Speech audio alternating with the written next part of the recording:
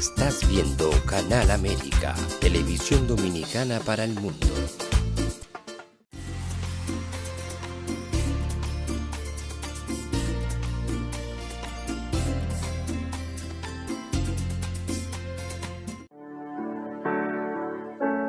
Sometimes life can be so damn hard. You don't know where to go. Everything keeps falling apart.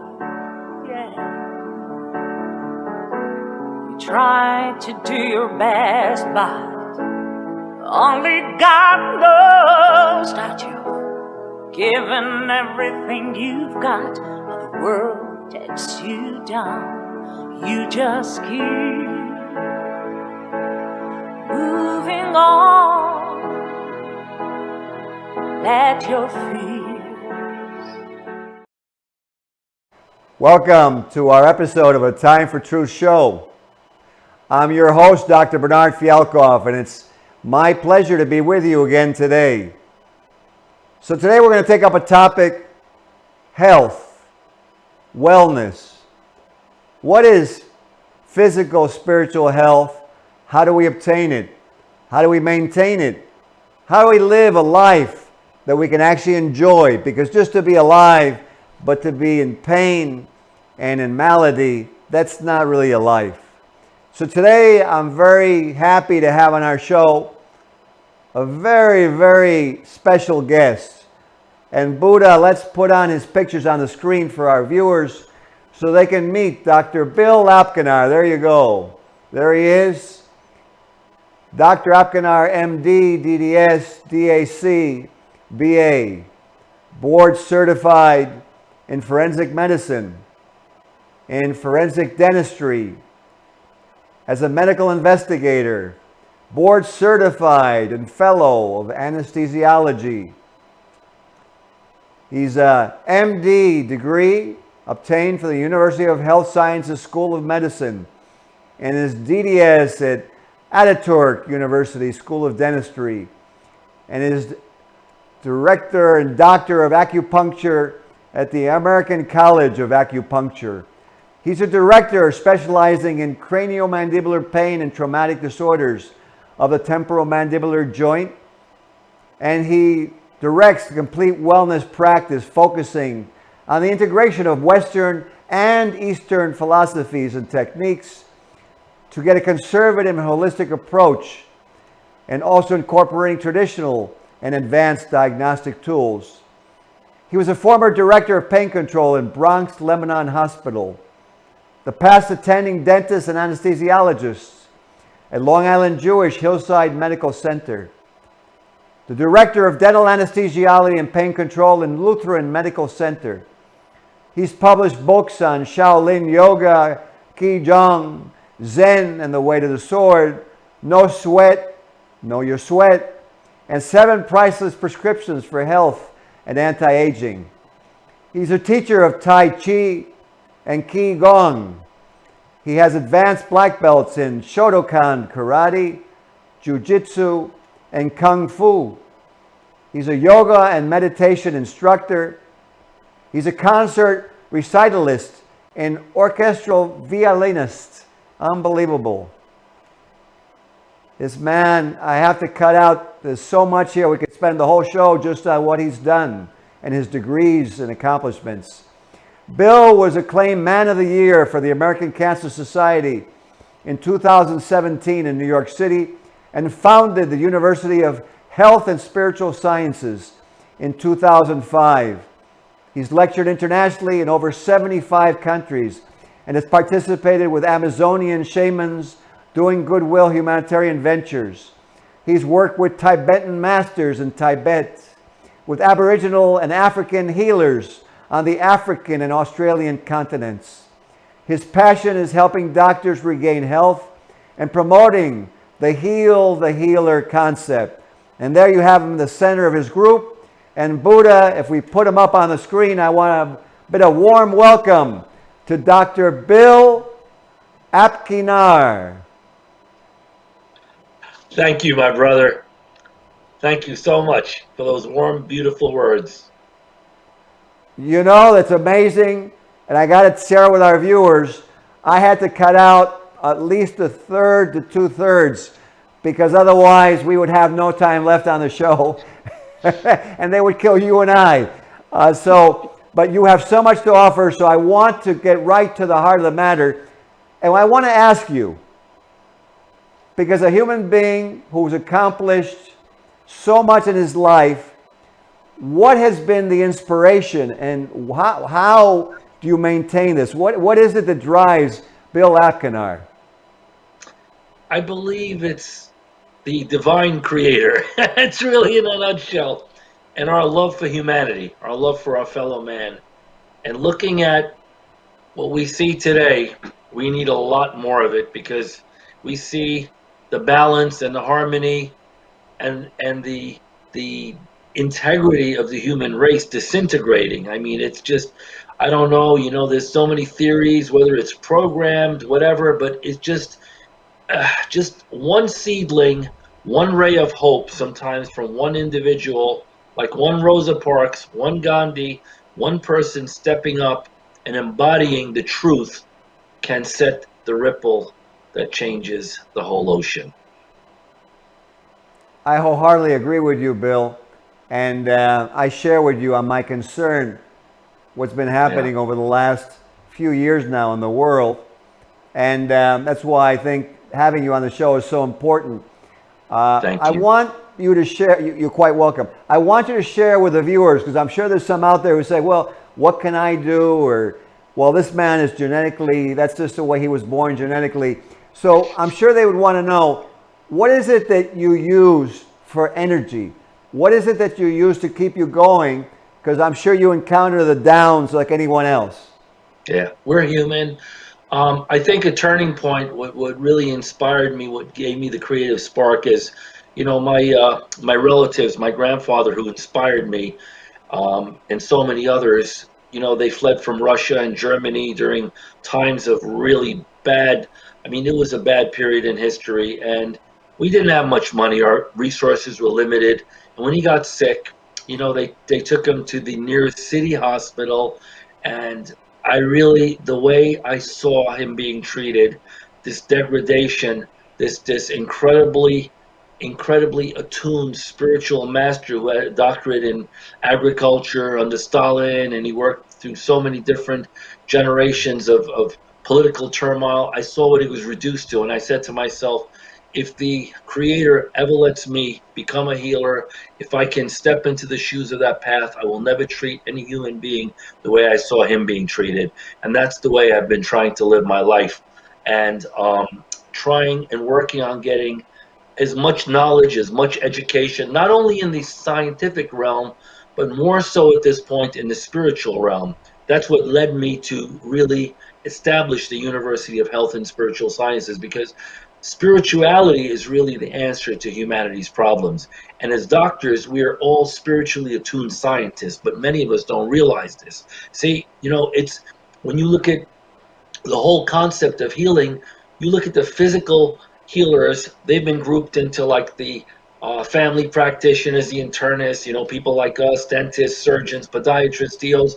Then you look at the people who work with the mind, you have social workers, psychiatrists, psychologists. Then you've got the spiritualists, this is the ministers, the rabbis, the imams. So I've created a model which really goes back to the Atlantean model, where we have all of this rolled into one individual. So the doctor is now the spiritual scientist, because most illness, I would say, from my observation, 80-90% of illness comes from spiritual imbalances. And this is a vibrational energy field. When the energy field is disrupted, it works its way through the emotions into the into the tissues, the organs, into the cells, and way down into the electrons and the subatomic particles, and that's when disease really begins. Disease begins at the vibrational frequency realm, not what we see. When people say, "Oh, I have a tumor or something," it began 6 months ago. No, it began with a spiritual disruption that might have taken place 2, 3 years ago. Loss of a job, loss of a loved one. Like today, what we're seeing is absolute chaos in the human race. And people stepping up to help other people can really tip the balance. It can really make a big difference. Lending a hand, giving a kind word, maybe helping someone financially, because everything in life passes. You know, in the I Ching, they talk about change. Everything is about change. Things get good, they get bad. Potential energy, kinetic energy. So opening your heart and doing what we can for fellow man, for our fellow human beings can ripple back to us and the rest of the human race. It's all about love. Absolutely. In fact, you know, I want to relate my own story with my father, who was a Cuban physician and unfortunately came down with cancer late in his life. And like you, I saw what he went through. And really, I wouldn't even call it therapy or treatment, because to me, I saw in between the radiation and what was done to him and the surgeries and horrific effect on him as a human being, as a man. And so, you know what? Let's dedicate this show to both our families. Amen. And to all those people out there who are watching, who are trying to find a solution, and that maybe the traditional medicine has only gone so far. Obviously, we try to do whatever we can with physical traditional medicine, but there's absolutely, I don't see any harm in adding in everything you can. So my question to you, Dr. Akpinar, because I mean, you are so well versed in so many different fields. So my question to you is, I'd like you to expound a little bit on what you were going into, maybe with some different examples of some things that we ordinarily don't look at as treatable or have to be done in a drastic way. What do you feel is the direction what the world is going to need to head to? One of the great healing masters, Ibn Sina, Avicenna, otherwise known as Avicenna, he's in the league of Hippocrates, Maimonides. He once said, "There is no incurable disease, only lack of will." When the will is there and the spirit is strengthened, I believe that most disease can be brought under control. Now, the Western medical system is outdated. We know this. Everyone knows it. It's a mechanical system where everything is fragmented into a society of specialists. You do need specialists. You need specialty care. But the original physician was the physician priest, the physician clergy, the physician spiritual master. So while Western medicine has great technology in diagnostics, this is CT scans, MRIs, all sorts of therapeutics. The ancient remedies, like when we talk about Amazonian medicine, there's herbs there that are amazing. We use these, we teach these. Chinese, Tibetan medicine, medicine from indigenous nations. I work with the Indian nations, and the Indian nations, the traditions have been handed from father to son, and they all know the tradition. They know the way, the medicine bundle, the sweat lodges. I've partaken in hundreds of these. I've been ordained a medicine man in one of the sweat lodges. So we have to go back to these. And I believe that the medicine model, the medical model, one day, and it's moving there, will be 70, 80% preventative, complementary, integrative, and you'll still have this 20%, 15, 20, 25% that's going to involve treating, say, strokes, heart attacks, fractures, trauma. You look, in my anesthesia residency, it was a trauma residency in Boston. That was like the Bellevue of Boston. And man, anything and everything you could imagine came through those doors, especially Friday night when people started drinking and then testosterone went up and the knifings and the gunshots. And you need medicine for that. You're not going to cure that with a chicken feather or a shaman dangling a pendulum over somebody's head. That ain't going to happen. So you do need medicine. But the model that I've all these years working with ozone therapy, light therapy, oxygen therapies have been around in Germany. I'm the physician. I'm the head of health and wellness for the Nobel Foundation. That's the Peace Prize. Picture there before it was me and Klaus Nobel.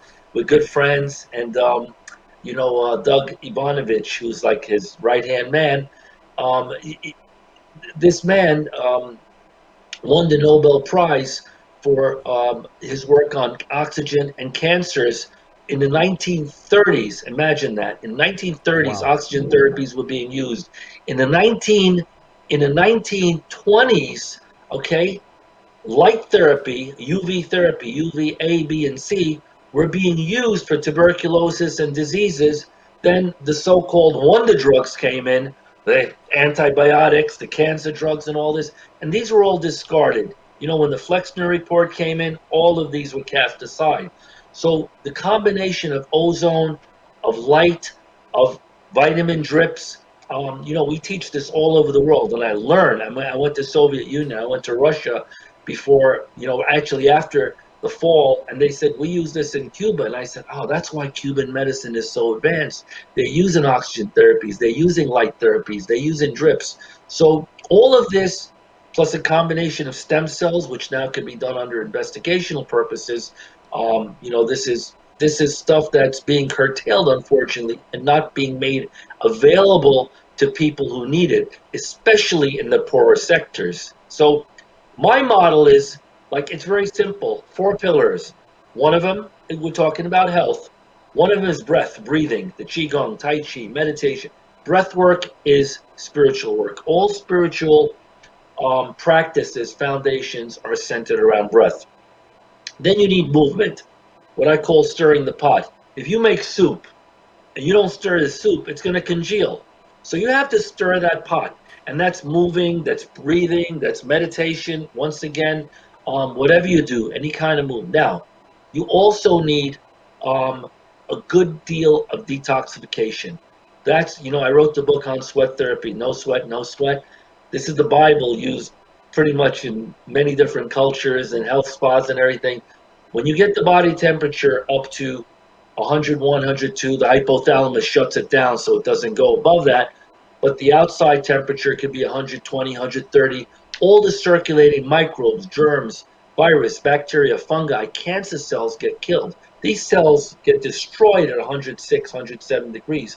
Hyperthermia is something that's been used in ancient cultures and it's endured. So if something works, there's a reason for it being intact and still useful in this day and age. If it hadn't been this effective, it would have been discarded, you know? And finally, nutrition. You know, that's a whole show in itself.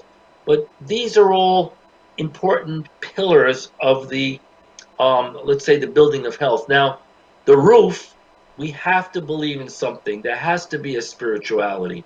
Okay, you could believe like the Indians, the Native Americans, and the grandfathers, the Stones, we call the four directions, the earth, the moon, the stars, all of the natural, like the Taoists. They were very naturopathic in nature. The shamans. I went to the Amazon many times, did ayahuasca ceremonies with the shamans.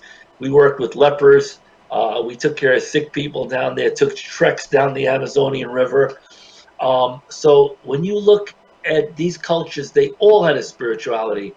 We call it Allah, Yahweh, Buddha, Christ. All of it is the same thing. It's the divine creator.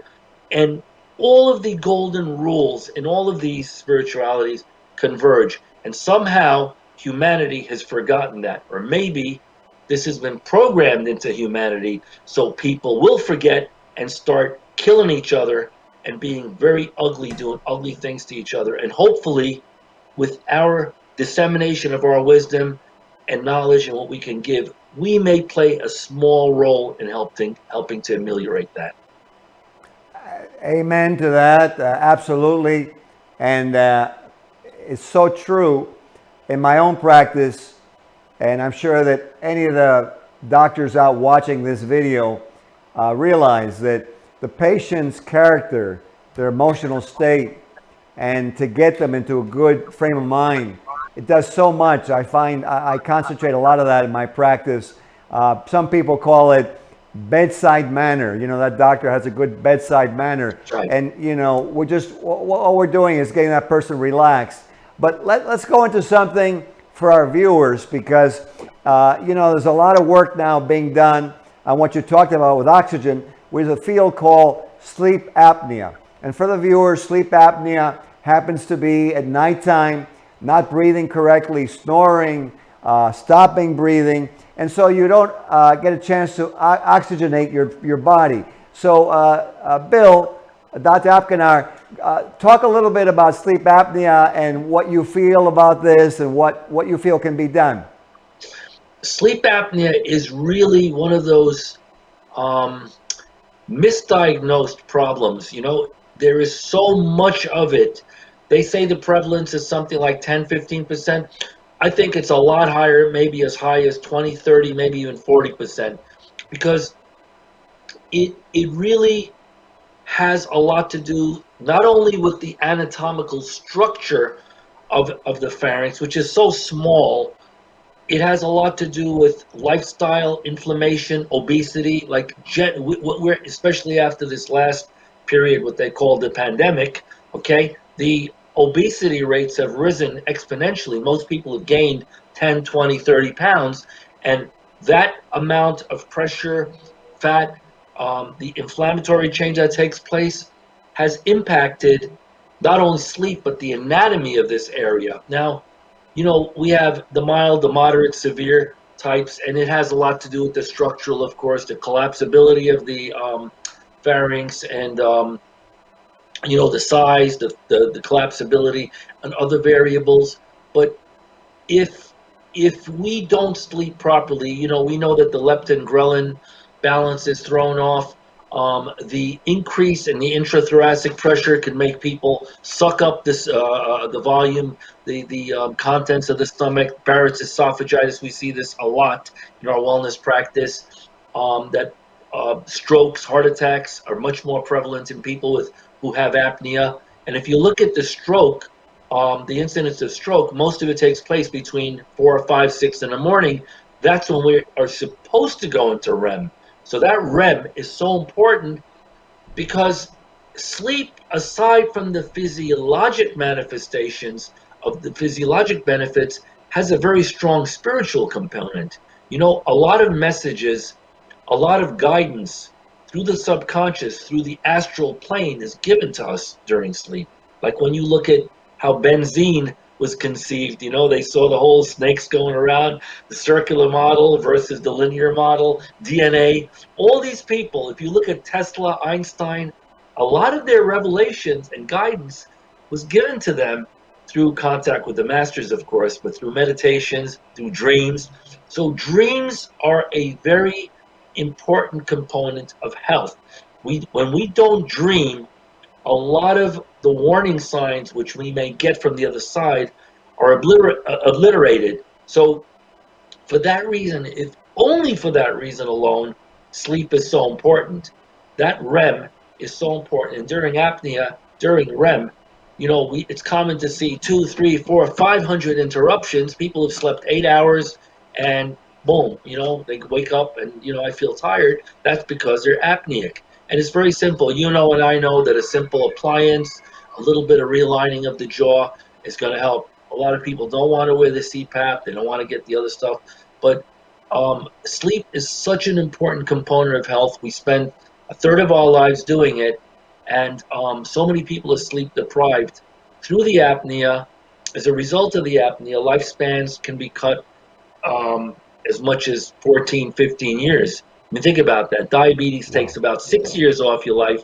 Smoking, about 8, 9 years. Apnea will take close to 15 years. So you've got this spiritual component that's interrupted. You got the physical component, the biochemical component, the leptin, ghrelin, the muramal peptide, all these breakdown products of these neurotransmitters that have to be cleaned out. They are stagnating. Blood pressure shoots up, pulse goes up. You're doing a 50-yard dash as you're holding your breath. I mean, it's crazy, and so many people have it. So this is and now because of the stress and everything else that's promulgated upon us by whoever's causing this apnea, I find a huge spike in apnea, a huge Interesting. spike. Wow. It's far greater than before. Wow. You know, it's very interesting what you're bringing out. And I want to add into this because I've done some reading and studies myself. Being a doctor, I've always had insight like you have and interest. in really helping and healing people in general. I got that something from my father, my mother, who was a pharmacist. Well, And that's why we get along. That we got, and it's interesting because 50% of our world, if you look at the Buddhists, if you look at the Hindus, if you look at the Scientology groups, if you look at these spiritual groups, Rosicrucians, metaphysical, you have a whole layer of humanity that knows, doesn't believe, but that knows, like you said, that there's a spiritual realm, and that many of them feel that at nighttime, that spiritual part of us, or who we are, actually gets a chance to go out and maybe Correct. spiritually, like you call it, the astral plane, and communicate.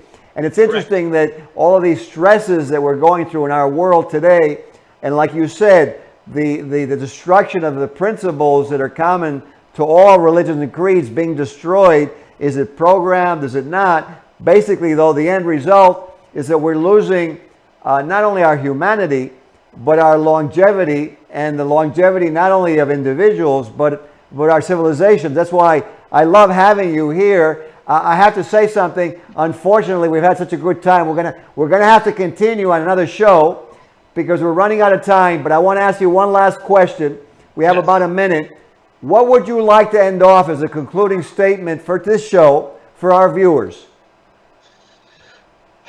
I think we should all endeavor to treat each other with compassion, love, with humility, and most of all, work, do our best to walk and live in the truth. Because right now, society is not walking in the truth. We're not being fed the truth. We're being deprived of the truth. And I say each person has to do their own journey in seeking the truth.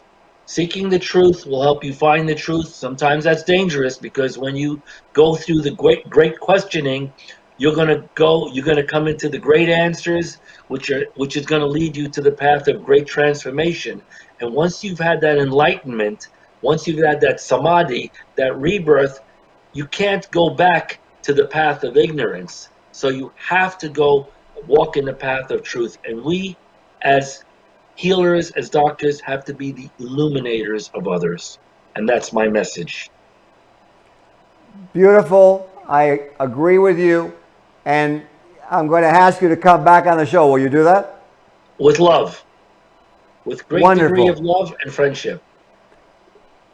Well, I'm very happy. And for those of you who watch the show, let's take Dr. Akpinar's words. Let's treat each other more kindly. Let's realize that maybe what we put out vibrates out into our society and helps it to get calm, helps it to get healthy, and may tomorrow bring a beautiful day. Thank you for tuning in for Time for Truth, and we will see you next time. Amen. Sometimes life can be so damn hard. You don't know where to go. Everything keeps falling apart. Yeah. You try to do your best, but only God knows that you've given everything you've got. But the world takes you down. You just keep moving on. Let your feet